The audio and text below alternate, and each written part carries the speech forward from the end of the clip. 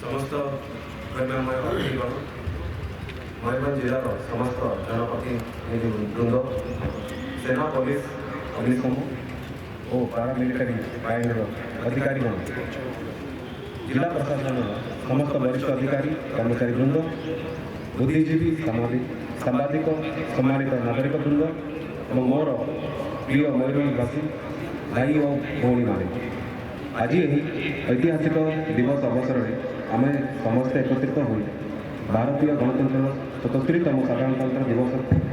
उत्सव को अत्यंत गर्व गौरव और आनंदर सह पालन करुँ।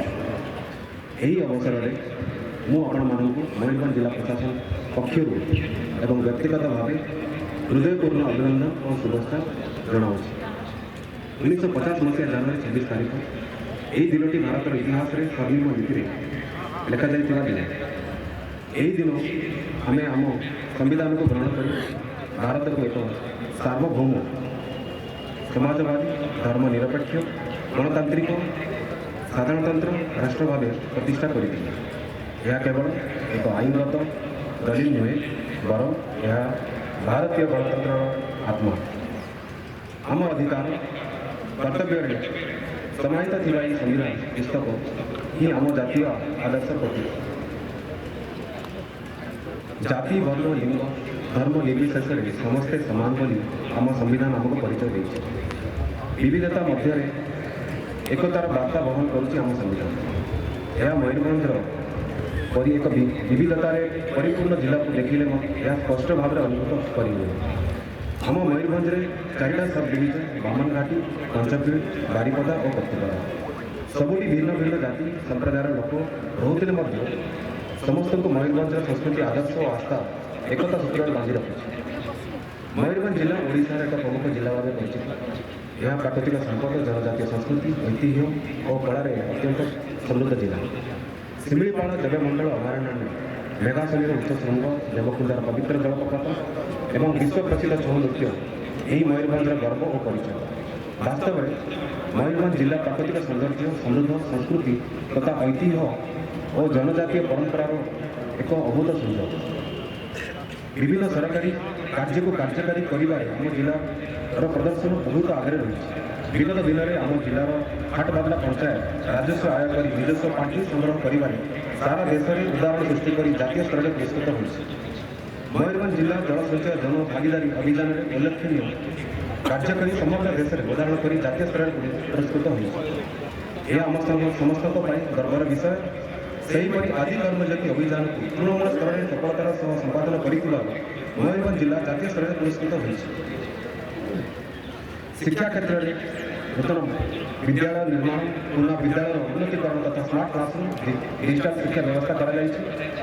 छात्र छात्री विभिन्न कल्याणकारी प्रोत्साहनकारी तथा अधिकृत शिक्षा योजना प्रयोग कर शिक्षा व्यवस्था को नूतन शिखर में पहुंचाई जिलार प्रशासन तरफ विभिन्न पदक्षेप लिया जनजातीय और दुर्गम अंचल में शिक्षार पहुँच बढ़ावा स्वतंत्र पदक्षेप ग्रहण कर उक्त अंचल मानक ड्रपआउट समस्या को दूर करने उच्च शिक्षा प्रोत्साहित कर आम जिला प्रशासन द्वारा किसीवर योजना नीट और जेई आश्रय छात्र छात्री को मागणा कोचिंग दि जाए मेडिकल और इंजीनियरिंग पढ़ाई प्रोत्साहित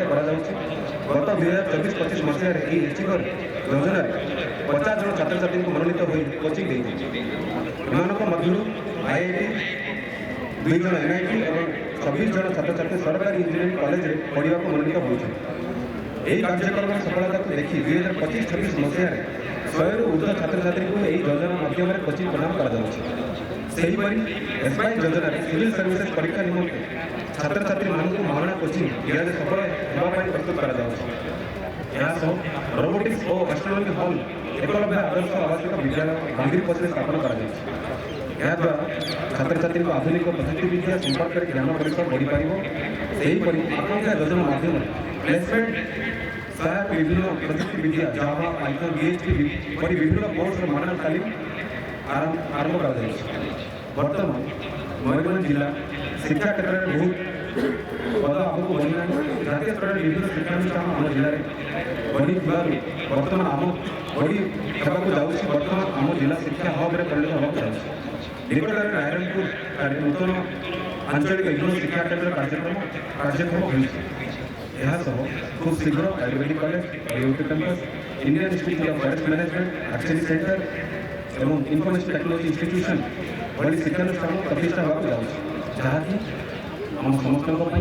गर्वर विषय आगामी दिन में 10वीं श्रेणी बोर्ड एग्जाम और प्लस टू एग्जाम होती तेणु जिलार समस्त छात्र छात्री सुस्थ मानसिकतार संतुलित भाव में अध्ययन कर परीक्षा में प्रस्तुत बहुत एपाई आपण बहुत सारा शुभकामना आम मैंने शिक्षा क्षेत्र में उत्सर्गीकृत भाव में मनोनिवेश कले जिले में विपुल शिक्षा सुजोग लाभ नहीं पार ड्रपआउट शून्य खसी आसीपार सेहीपरि विभिन्न समय शिशु मध्य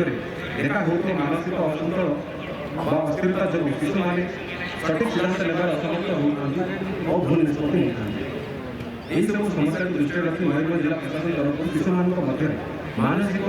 सुस्थता रक्षा करने निमंते एक नूतन कार्यक्रम महाशक्ति आरंभ कराद्वारा शिशु मानसिक चाप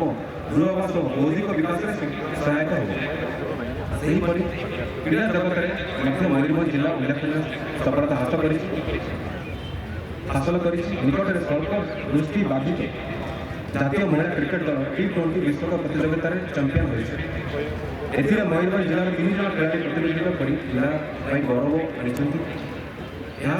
59तम 17 वर्ष कम भारतीय स्कूल खेल महासंघ जातीय तीरंदाज चैंपियनशिप आम जिलार उदयमान खेलाड़ी श्री रोहित कुमार मार्ली स्वर्ण पदक अर्जन कर वर्तमान जिलार प्रत्येक ब्लॉक में मिनी स्टेडियम निर्माण कर योजना रही है याद्वारा आम जिलार क्रीड़ा जगत में नूतन संभावना सृष्टि सह अन्य खेलाड़ी खेल अभ्यास में सहायक हो पार आशा कर स्वास्थ्य क्षेत्र में जिला मुख्य चिकित्सालय सहित सब डिविजन और ब्लॉक स्तर में स्वास्थ्य संस्थागुड़िकर उन्नतीकरण नूतन उपकरण संयोजन डाक्तर और पारामेडिकल कर्मचारी नियुक्ति माध्यम साधारण जनता को उत्तम चिकित्सा देवाई सुजोग दि जाए निशा निवारण व्यापक सचेतन कार्यक्रम अनुष्ठित हो मयूरभंज जिले में अवस्थित शिमिलीपाल अभयारण्य इतिमध्य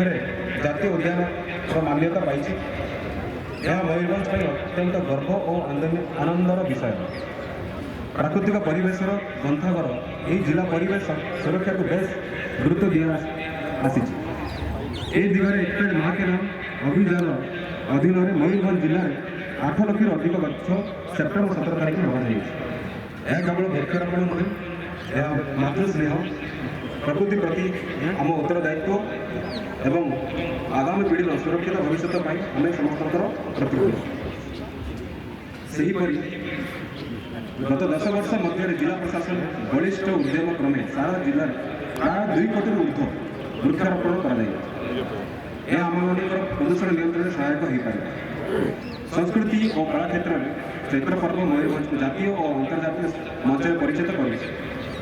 आम लोक संस्कृति संगीत और प्रतिभा को नूतन दिग दे पारी जिला प्रशासन तरफ पुलिस स्वदेशी मेला आयोजन कर मेघा सिंह संगीत महोत्सव मंच माध्यम माटीर कला संस्कृति को अधिक प्रोत्साहित सर्वोपरि वर्तमान सड़क सुरक्षा मास चली मयूरभंज समस्त जनसाधारण को सड़क आंतरिकता सह पालन करने अपील कर जीवन आपण परिवार जिते गुरुत्वपूर्ण से आपण उपस्थिति आम जिला गुरुत्वपूर्ण अटे आज पवित्र दिन में आम भव्य श्रद्धा अर्पण पूर्वक समस्त स्वाधीनता संग्रामी संविधान निर्माता एवं देशर एकता अखंडता रक्षा निज जीवन उत्सर्ग कर अगणित वीर शहीद मान स्मरण कर अदम्य साहस असीम त्याग और देशप्रेम आम समस्त चिरकाल प्रेरणा हो रही मोर भाई और भूमि माने आज दिन आमको स्मरण कराए जे अधिकार सहित कर्तव्य संविधान को सम्मान कर देशर एकता तथा सार्वभौमता को रक्षा करना समस्त दायित्व ଆସନ୍ତୁ ଆମେ ସମସ୍ତେ ଏହି ସାଧାରଣତନ୍ତ୍ର ଦିବସରେ ଶପଥ ନେବା ମୟୂରଭଞ୍ଜକୁ ଆହୁରି ଅଧିକ ଉନ୍ନତ ସମୃଦ୍ଧ ସ୍ୱାବଲମ୍ବୀ ତଥା ଆତ୍ମନିର୍ଭରଶୀଳ ଜିଲ୍ଲା ଭାବେ ଗଢ଼ିବା ପାଇଁ ସମସ୍ତେ ଏକତ୍ରିତ ହୋଇ କାମ କରିବା। ଶେଷରେ ମୁଁ ପୁନର୍ବାର ଆପଣମାନଙ୍କୁ 77ତମ ସାଧାରଣତନ୍ତ୍ର ଦିବସର ହାର୍ଦ୍ଦିକ शुभेच्छा जनावि। जय हिंद, वंदे मातरम, भारत माता की जय, जय भारत।